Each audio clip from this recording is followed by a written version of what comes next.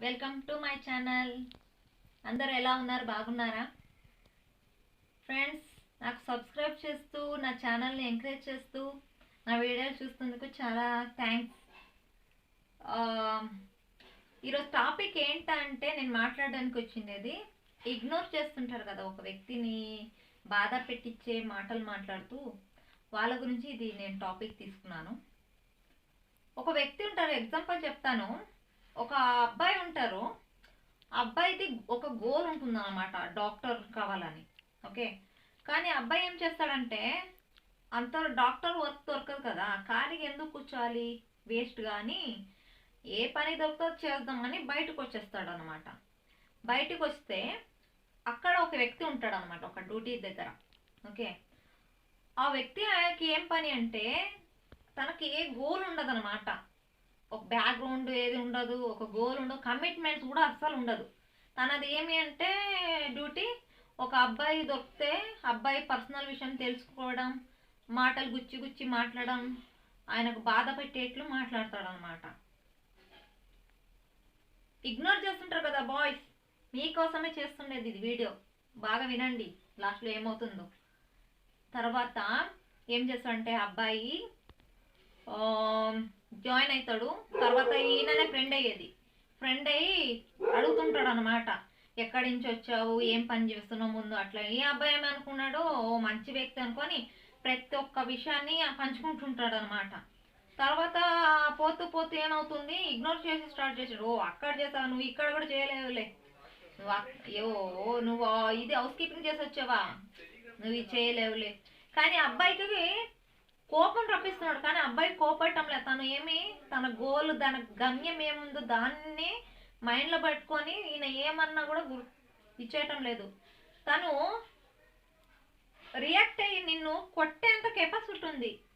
నువ్వు ఇగ్నోర్ చేసేదానికి ఆన్సర్ చెప్పే జాబు తనలో ఉంది, కానీ ఎందుకు చేయటం లేదు, తన గోల్ ఏమైందో దాంతో అని. కానీ తర్వాత ఏమైంది, లాస్ట్లో ఆయనకు డాక్టర్ వర్క్ దొరికింది. ఇన్ని రోజులు ఇగ్నోర్ చేశారు కదా, ఆ వ్యక్తి తల ఎక్కడ పెట్టుకుంటాడు? అవునా కదా, నువ్వు మొన్న లైఫ్లో నువ్వు ఇదే వర్క్ చేసుకోవాలి. తన గోల్ ఉండి ఖాళీగా ఎందుకు ఉండాలి, మన ఫ్యామిలీ వాళ్ళకి ఎందుకు బరువు ఉండాలి, బాధ్యత తీసుకుందామని తను వచ్చాడు. అందుకే నేను చెప్తాను, ఈ ఒక్కరిని కూడా బాధ పెట్టేయకండి మనసులో. మళ్ళీ ఇంకొకటి ఏంటంటే మీ పర్సనల్ ఎవరు చెప్పుకోకండి. మళ్ళా నువ్వు మంచి చేస్తున్నావు, చెడు చేస్తున్నావు, దేవునికి తెలుసుంటుంది, నీకు తెలుసుంటుంది. నీ మైండ్ ఏం చెప్తుంది, నీ హార్ట్ ఏం చెప్తుంది, మైండ్ ఏం చెప్తుంది, అది మటుకు వినండి. ఓకే, మీరు వాళ్ళను అప్రిషియేట్ చేసేది వద్దు. ఒక వ్యక్తిని మీరు బాధ పెట్టేయకుంటే చాలు, ఒక వ్యక్తిని బాధ పెట్టేయకుంటే అదొక్కటి చాలు.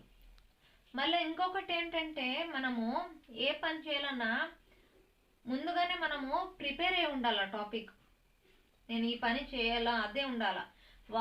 వీళ్ళు ఏమన్నారో అది మైండ్లో అస్సలు వేసుకోకండి. ఒకళ్ళు వెనక బాధ పెట్టాలంటే మీరు మైండ్లో వేసుకోకండి. ఇప్పుడు ఆ వ్యక్తి మైండ్లో వేసుకుంటే ఇప్పుడు ఆయన డాక్టర్ జాబ్ కొట్టేటట్లేదు, అవునా కదా. ఈయన ఏమన్నా ఇగ్నోర్ చేసే వ్యక్తిని బాగా కొట్టి జైలుకైనా వెళ్తున్నాడు, లేక పని వదిలేసి పని అని అట్లా పోతున్నది.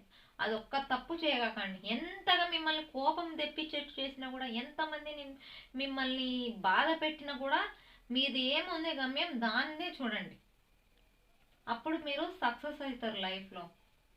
ఇలాగే నన్ను అభిమానిస్తూ నా ఛానల్ చూస్తూ నన్ను ఇలానే సపోర్ట్ చేస్తుంటే నేను ఇంకా మంచి మంచి వీడియోస్ చేస్తాను, బ్లాగ్స్ చేస్తాను. మళ్ళీ మంచి మంచి ప్లేస్కి వెళ్ళి మీకు మంచి మంచి వీడియోస్ కూడా చేస్తాను. మీరు ఇలాగనే నాకు సపోర్ట్ చేయండి, ఒక ఫ్యామిలీ లాగా నన్ను చూడండి, ట్రీట్ చేయండి. ఓకే, నా వీడియోస్ మీకు నచ్చితే సబ్స్క్రైబ్, లైక్ అండ్ షేర్ చేయండి. Okay, thank you.